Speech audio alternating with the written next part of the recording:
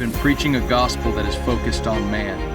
Man sins, what man must do to be saved, what man must do to overcome his own weakness. They come looking for a God-centered gospel that brings freedom, but they aren't finding it because it's centered on what they must do, and it's not working. So they leave. Leave the church, leave the faith, leave God. This whole time, though, the solution is simple. Return to a gospel centered on Jesus. This alone will revive us from within and awake the sleeping giant that is the global church. What began as a simple gospel has turned into a brave movement. It's not starting. It's already begun. It's not about getting Christians back into the church. It's about reviving the church through a revelation of Jesus Christ. And what is the result? A company of burning hearts ready and willing to transform the world.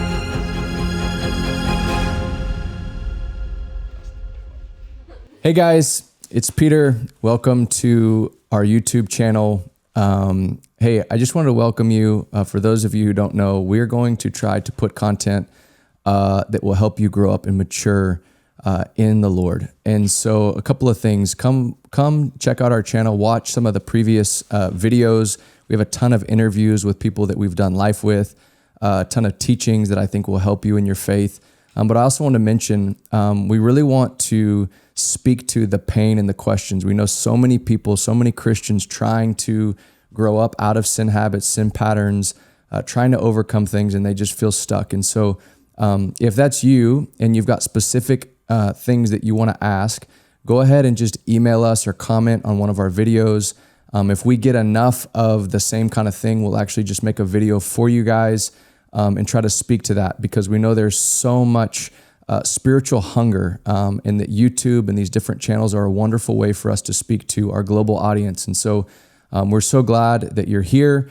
Our desire is that as you check out our video courses, our podcast, our videos, our books, that God would set you free, that you'd find freedom in the Lord, and that ultimately you would experience what it's like to be happy and free in Jesus. That's our heart, that's our desire, and that you'd find family to run with the gospel with. So love you guys, and let us know what it is that you want to hear. I don't want to touch him, so I'm just going to give him a hug. So I just start hugging him, and he's not hugging me back, and then he's like, "This is demonic." And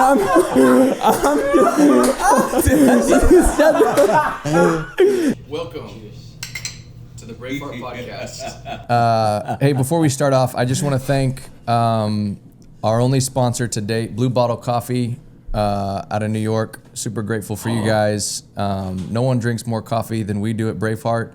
And if we're going to drink coffee, it's going to be Blue Bottle. It's true. Your other half. Hey, but seriously, Blue Bottle, we would love a sponsorship. Cheers to you. I agree. Can we do that? Yeah, Are we allowed to have a that. sponsorship? Of course. Braveheart is looking for sponsorships. Yeah. So here's to you, Blue Bottle. I love this mug. Drink out of it almost every morning. It's a great mug. All right. Hey, welcome. We're here, two of my favorite people on the planet, Alzavian T. Jones and Aaron Tedeschi. That was good. I was like, wait, you're not. That confused me. Am I? Well. Hey, so people see a lot of the joy. They see a lot of the fun. These guys laugh a lot. But we want to shine a light. You guys are all getting kind of a little anesthetic for your hearts. That's what you're all. But it's not all fun and games. This work of the gospel, there's a serious aspect to it behind the scenes, and it manifests publicly in power. One of the things we want to testify and talk about in this episode is our journey to Philadelphia and the Come to the Table event, National Communion. What are you laughing at? Just thinking about where we're going. Oh, okay. So, National Communion celebration, July 3rd in Philadelphia. As we were praying for this, as evident here, we don't have a massive marketing budget. And so as we prayed, we said, Lord, How do you want us to prepare for this communion service? And I really felt like there's that scripture in Corinthians where Paul says, he's telling the Corinthians, he says, you yourselves are our letter of recommendation, written not on tablets of stone, but on human hearts. And as I thought about going into Philadelphia and really wanting to connect with churches, wanting to make sure that we honor the local church of Philadelphia as the spiritual authority over that region, I felt led to send like spies. I use that term very loosely, but you two, Stephanie was there as well, a contingent, a group of people who have been running with us, who have the gospel written on their hearts, who carry our DNA, who could go ahead, and you guys were, in essence, our marketing campaign and the small team that was with you. And so your assignment was to go connect with churches, serve them, bless them, represent our heart, share the vision. To the city of brotherly love. You guys have recently become roommates within the last 6 months. You have been on a lot of assignments together this summer.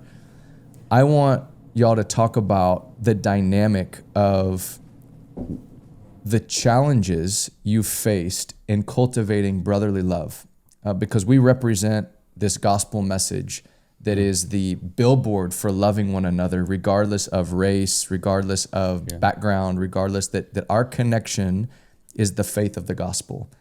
And so we say that intellectually, we celebrate that, we high five that in Bible studies, but this summer you guys got to put that to the test. Aaron, I'll start with you. What was that like? You moved in with this guy, you're used to being alone, y'all are very similar, yet you're also very different. So true. Describe for you some of the challenges that you faced and how the gospel allowed you to walk through that, and what was the result? Yeah, I think I'm pretty much a creature of habit. I have a lot of rhythms. And so I think I'm also pretty adaptable, but I think we didn't really know each other, like, actually, when we became roommates. We kind of knew each other in spirit. We had done life with each other for a few months with you. And so we were kind of just strangers moving into this place together. And so there was just a lot of adapting and like kind of dying to myself. Like, okay, this is kind of what I expected this to be like, but it's not. Or put some meat on that bone. Okay, like just different rhythms, different ideas of clean, different ideas of what a house should be like, or just different ideas, really. And I think there just had to be like not a compromise, but there had to be a meeting in the middle. There had to be like an understanding of like, well, you do this like this because this. And really just actually a desire to get to know one another more.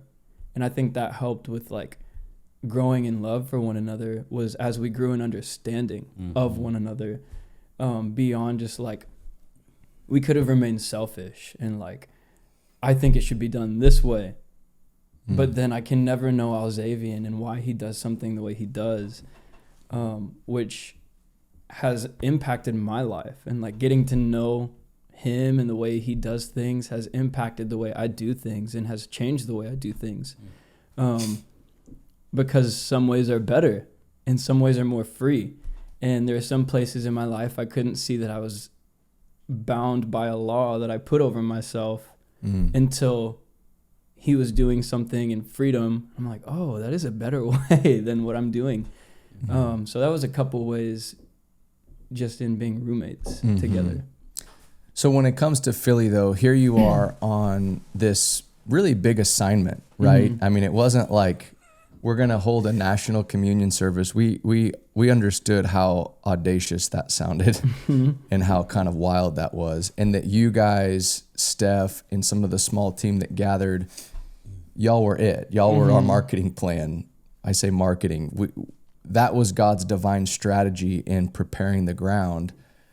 how do you juxtapose those two of having this kind of like big assignment from God, and then you're confronted at times with just the everyday dynamic of being together all the time? Wow. Like, how did that? Because I'm asking this because it creates conflict. Yeah. Because you're doing something so spiritual, so seemingly important for God, and yet there's things in your heart probably that arose to one another. Yeah, that are very real. That are real and yeah. probably not super savory. Yeah. You know, For and sure. that could produce inner conflict of like, wow, I'm representing this and yet I'm feeling this. What was that, and how did you walk through it? Do you want to speak to this? No, I want you You to, want me to and go then, now? and then Okay, I'm gonna have okay. him speak to it.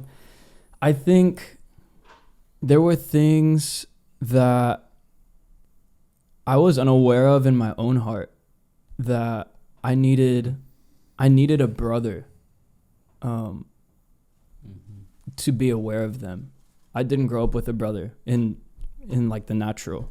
So there were a lot of things that a brother relationship started to make happen in my heart, like just someone kind of pushing up against me or kind of wrestling me with thoughts. And I honestly just wanted to be near to Alzavian.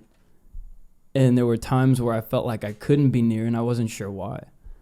And there was, I think it was because there was something in our relationship that we hadn't brought to the light. There was something that needed to come to the light between both of us, but we kind of danced around bringing things to the light. We just wouldn't, we would kind of like smile and love each other in the spirit. But there was like, and I don't even know if we could actually put a label on what it was. There was just like, we didn't know each other. It was our stories. Yeah, it was our stories, and like we down didn't and know actually each share other, it. and that created a tension that we would just kind of ignore.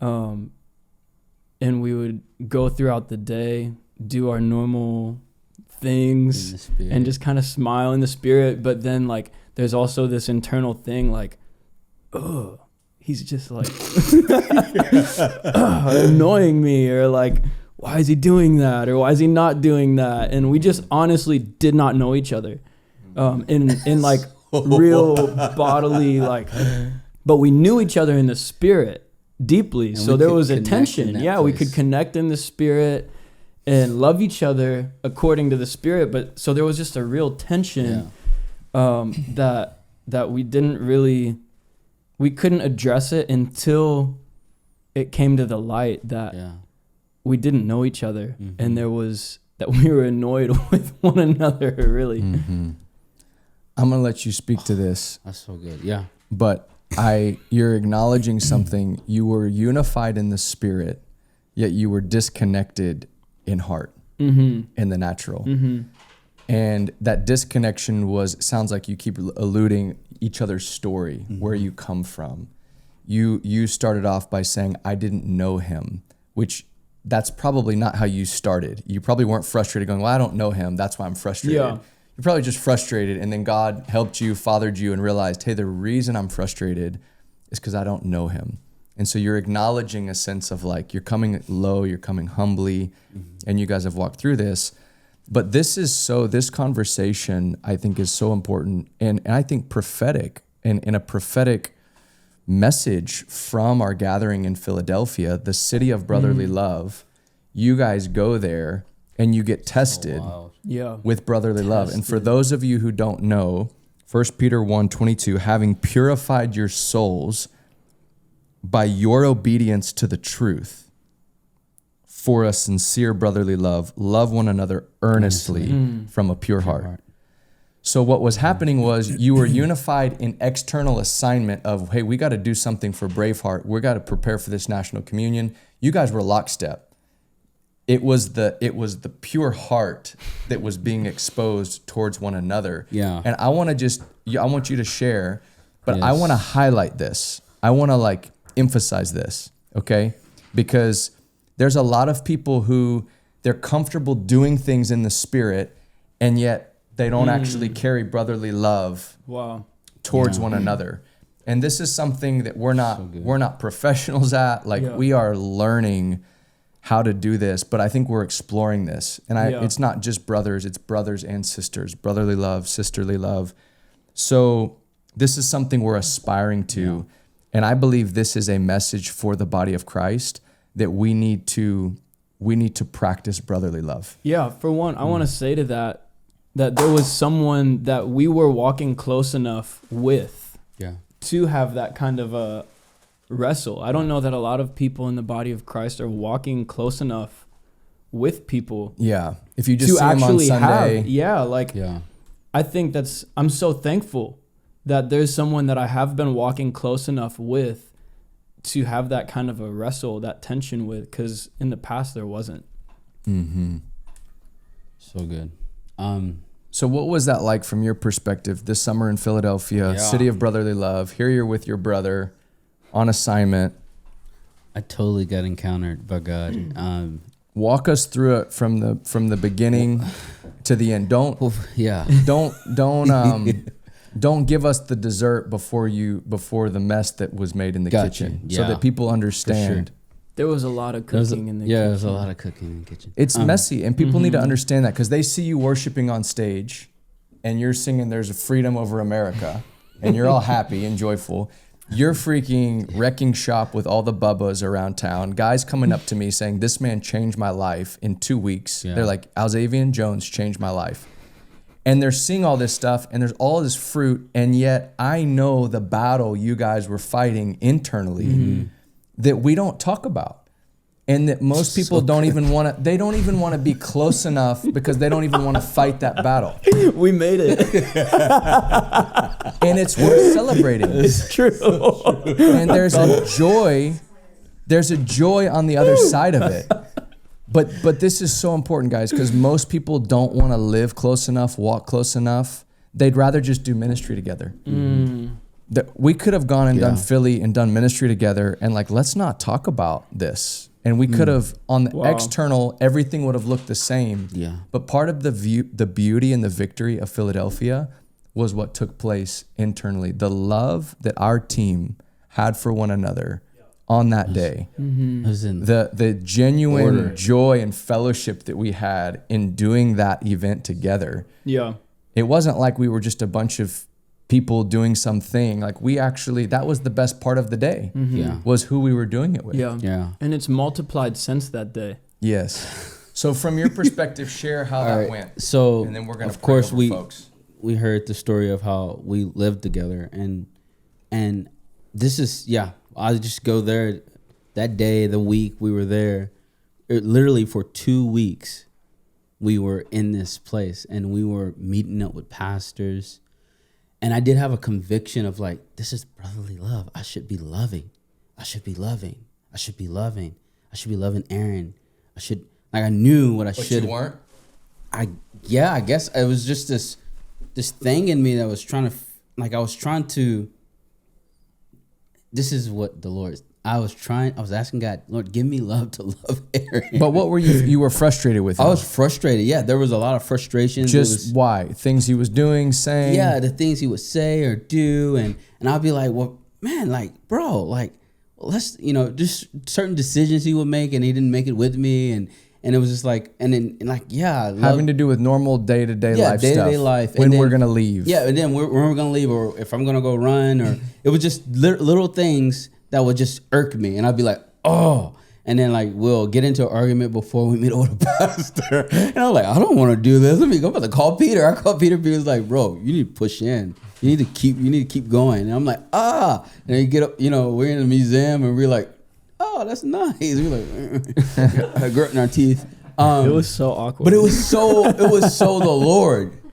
And my perspective was, man, the 2 weeks go by, and I'm like, I'm fed up with this. I need help, God. Give me love for Aaron.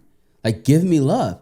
And I'm running. This is that run I was on. And he was like, you need to be yourself. I was like, what's that mean, be myself? So you get a word, you just post it on Instagram, be yourself. Put it on your bio, which is still on my bio. Be yourself. And I didn't know what that meant. You didn't let it bake. Yeah, I didn't let it bake. I didn't roast that thing. I just put it up there. God spoke to me. I knew it was him. I was running and I heard him. So then I go home and I'm putting on love. Songs about love. All I need is you. You love me. Oh, how you love me. And I'm like, listen to all these What songs. was it? I don't know. You love, oh, He how loves he loves us. me. Oh, how he loves So I'm like, yeah, I'm trying to get baked in love, you know, so I can love Aaron, you know. And so the Lord's like, I was like, God, I need help. He's like, Alzavian, you're boasting against the truth. Never heard how that connects to what I was dealing with. I'm like, what do you mean I'm boasting against the truth? And he sent me to Romans 1 or Romans 1 or 2 where it talks about suppressing the truth. So there's something in you that wants to come out, but you're suppressing it by putting a veil over your face as if, oh, I love Aaron, but really there's something. The truth was you were frustrated. I was frustrated. And he was trying to make you safe to bring it to the light. Yes. And so I was like, I didn't know what to say. So I started saying, well, the music is going on and we're worshiping. I don't know if you heard it. I'm like, Lord, I hate him. I hate him. Like, I hate when he does this. And then I felt like I was safe to say all the things I was saying about Aaron. And as I'm hearing it, I'm like, I sound silly. And the Lord's like, okay, are you done? And I'm like, yeah, I'm done. And he said, I need you to go to 1 John 4. So I go there, I flip there, and then I start reading.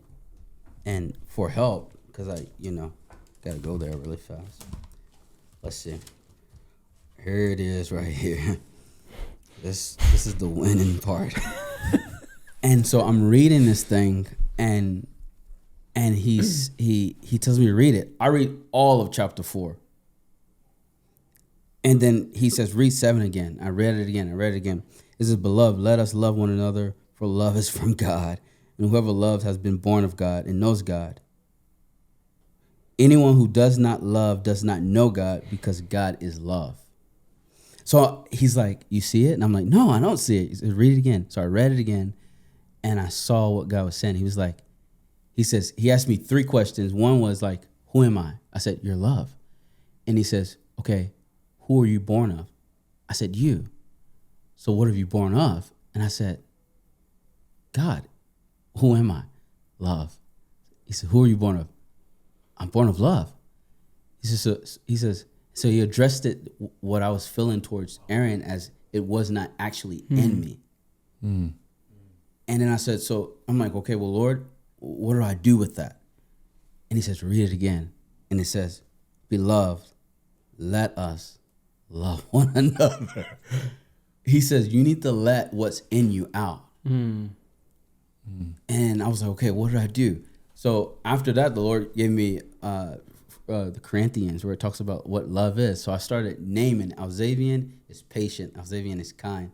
Alzavian is long suffering. Wow. So I started doing that with Aaron, and then the Lord spoke this to me, and it was killing me. And I was like, Lord, why didn't you teach me this in Dallas? He says, well, I can't teach the pride, but I can teach the humble. And I felt like I had humbled myself when I was like, I need help. God, help me.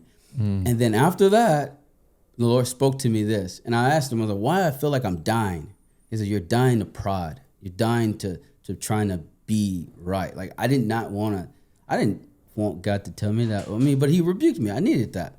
But this is a dangerous part of this moment, was God told me, he says, I asked the Lord, because I had got really close to Joe. And I was like, well, and I started comparing Joe to Aaron, and how fast I got connected to Aaron. How fast I got connected to Joe, and how me and Aaron are still on that wagon. And the Lord says, what did you do with Joe? And I said, I just asked him his story. And he told me, and I felt love from within. And he says, well, you probably don't know who Aaron is. And that day, you remember I told you that riot was going on? I said, Aaron, I don't think I know Aaron Tedeschi. And in that moment on, the Lord spoke to Aaron about the whole situation. And we start sharing our stories. I got teared up and crying. We're all wrecked. People serving us, but we're just crying and loving on each other and eating a meal together. And I shared my story, but mostly you shared your story, and I felt connected, and I saw why Aaron's the way Aaron is, and it made me open my heart up more. And we're still on this journey. Yeah, we are. You know, so we had never really communicated. Like, I had heard most of your story, and he hadn't heard really any of my story, and I could feel that he was annoyed at me, but I didn't know why. And I didn't feel safe to bring that to the light, and I think neither of us really felt safe bringing something to the light, because there was this, we didn't really know each other, and the grace of God made it possible for us to know each other deeper than just in the spirit. Like we know each other for real, and we're still walking this out. Like, we were in Cincy, and we're still it's just Cincy was even different. Cincy was more of like an understanding God gave us, and it was like and I was like, we man, began to see each other rightly. The way Aaron, guys, this is dangerous, but I know people know Aaron is like in order with his life. Like, when he wakes up, same thing he do in the morning is the same thing he do at night, but reverse. And it's like it's a system, and I'm like, that's holy, you know. I want a system, you know. I'm like, and then you go into the in Cincy, I went into the closet, you know, all my stuff is dashed over on the corner side. My man have his Q-tips in order, his toothbrushes in order, everything is pointing the same direction, and I'm like, You said toothbrushes. Does he have more than one? Well, yeah, some, I don't know. Let's leave well enough alone. Yeah. So, first of all, I think you guys know, and we're just giving you guys a peek into our journey and our friendship and our story. We not only try to read the Bible and know the Word of God, but to apply it to our lives in any and every situation. So it's not just some message we preach from a pulpit. We try to live it out in our lives. And so you guys have demonstrated that. You have modeled that in so many ways. I do believe this is a now prophetic word. I believe we're in a famine of brotherly love, of true, sincere, like, care for one another.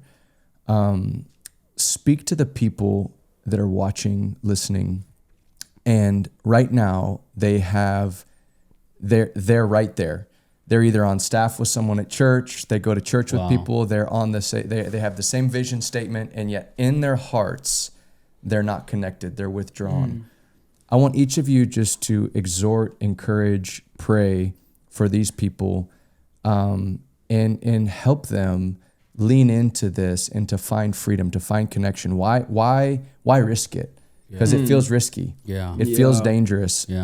So just as we close, I want each of you to maybe speak straight to those listening. We've got people listening from around the world that are facing a number of issues. There's people listening right now. They're estranged from their mom, from their dad, from family members. And what you guys' story is an experience of the reconciliation of the gospel. And so we want to see that multiplied. If you're listening to this podcast, we don't want you to just listen, move on, carry on. Don't listen to this and then still have relationships that are busted and broken. This is your sign. Should I call my mom? God, should I call my dad? Should I reach back out to that pastor? Yes, this is your sign. Yes. Get right, not just with God, but with people. I loved what you read, that 1 John 4. If we love one another, we're from the Lord. So just briefly, y'all exhort them, speak to them. I would say this to you guys listening. One thing is, do not boast against the truth. Find out where you're suppressing and holding on to the truth that what's in you. Like when I got 1 John 4 and I read that, God gave me this revelation where I was like, okay, there's love in me. I have something to give, and it takes a considering of like what God has put in us, and that's what I see. I see us as love. We are love. Like I am Iron Man. We are love. You are love, and that's the truth. so You're good. born of love, and do not take, like, it's just, I don't know, I explain it to say, like, you have to be honest with yourself before God first, and then you can be honest with your brothers and people around you. But you have to, like, settle the accounts in your heart so that you can open your heart to another. So yeah, that's What I'm hearing you say is, you know, you got real with God first, Yeah. and you spilled all of that mess out to Yeah. God, took the poison out of Yeah. it, right? You're like, I hate Yeah. him. I'm frustrated with him. You did that before God, Yeah. because God is safe and he can handle it. And he washed you. Yeah, he did. And he gave you Yeah. a heavenly perspective, and he strengthened your own soul to go to your brother. Yeah. And so I'm hearing you say that. I'm hearing you say to people, get honest with God before the Lord, alone in secret. Yes. Pour out that mess. Pour out Yeah. the nastiness that you feel. Get it out. That's what God Yeah, told yeah, you. yeah. Are you finished? yeah. And then what did he do? And this is your humility. Is he said, are you finished? You said, I'm finished. And he said, now let me give you my word. And he led you, because you're a man of the word, he led you to the word, and you took that and you obeyed Yes. the truth. Yes. And that's where the fruit came Yes. from. And so take that, guys, out of this man's life, this testimony, and apply that. Vent before the Lord. Pour out your heart. This is what Yes. David did. Pour out your heart before the Lord, but then receive his word to you. And if you don't have one, go read 1 John 4. You have it, right? So true. It'll speak to you. What would you say? I would just say it's so worth it. Brotherly love is so worth it. It's so worth maybe a few moments of tension, maybe a day of tension. Just bring it to the light, whatever it is. Bring it to the light. Confront them in humility. Ask. I think if I would have just asked, hey, what's up? Yeah. We could have resolved things so much sooner. And not to be afraid of bringing something to the light. Just going in humility, because it's worth it. It's completely worth it. So good. It's a fruit in that. Yeah. Love manifested. The last week, we felt this manifestation of love just around us and around people. Yeah, bringing They it were- to the light silenced the deceitfulness of sin It did. about one another. Yeah. We were both listening to the deceitfulness of sin. So when we brought it to the light, we were able to see each other rightly, the way that he sees So us. All right, guys, this is my final word I would give to you. Most people, I don't think, are willing, like we said this before in this episode, like normally in this situation, how many times have we seen it? You said, you know what? I'm going to go somewhere else. I'm going to go find another group of people. And so then you go and you find another group of people, and God's faithful, and he allows that same issue to crop up there. So true. And we're committing, we know that there's reasons we stumble. Sometimes we stumble. Sometimes we sin against one another. But because we're still maturing. And love covers a multitude of sins. It covers, it leans in and it covers. And it's like what you said, it's worth it. It's worth it finding a group of people that God's called you to and sticking with it, and not just saying, I'm going to throw in the towel, go start over somewhere new. And so I just want to commend you guys, bless you guys. And those of you watching, I want to tell you, if you're struggling to find community, find that connection, you have a choice. You can choose to walk with people that are broken, that are hurt, that aren't perfect, and you can walk in love, like Alzavian said, and you can cover people that are broken. And there's a connection on the other side of that that's so holy and so beautiful. Yeah. So we bless you guys with that. I hope it's encouraging. In the museum, we were about to go into this meeting in the museum. We were in this Uber, and the Uber ride was just weird. We kind of were like not addressing anything, and then we get out, and I think I was just like, You should just go home. I was like, yeah, bro, like if you don't want to be here, just go home. Like we're here to do. I was serious. I was like, we're here to do this job, and like if you want to be free, be free. And he was like, I don't really remember, but that just kind of like opened the door. Yeah. And so then we I start said something. I'm like, bro, I start I getting wanted at to, it. Da, da, da, da. and then I will And I not said, raise actually, my I voice. said, And we start just like getting real tense, and I get to this point where I'm like, I hate yelling. I'm like, I don't know what to do. In my brain, I'm just thinking, I don't know what to say. I don't know what to do. This is not de-escalating. We're about to meet with this pastor. Like, Actually, I'm just he's gonna go looking home. for us. And so I just give him a hug. I just walk up to him and I'm like, I don't want to touch him. So I'm just going to give him a hug. So I just start hugging him and he's not hugging me back. And then he's like, this is demonic.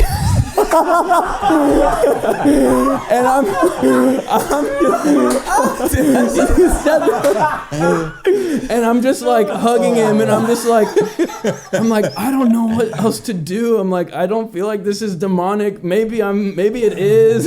I'm like, so then I just let go. I'm like, all right, bro, like he's coming around the corner any second. Are we going to go in here like this?